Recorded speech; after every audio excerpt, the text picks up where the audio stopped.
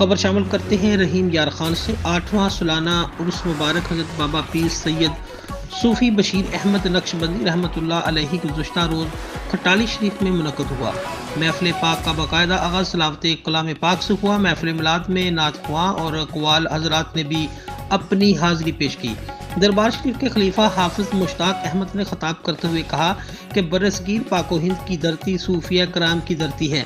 یہاں پر اسلام کی تبلیغ و ترویج کا صحرا ان بزرگان دین کے سر ہے، جنہوں نے رنگ و نسل، مذہب و مسلک کے جھگڑوں میں پڑے بغیر اپنے اعلیٰ حسن اخلاق کے ذریعے انسانیت کی خدمت کی۔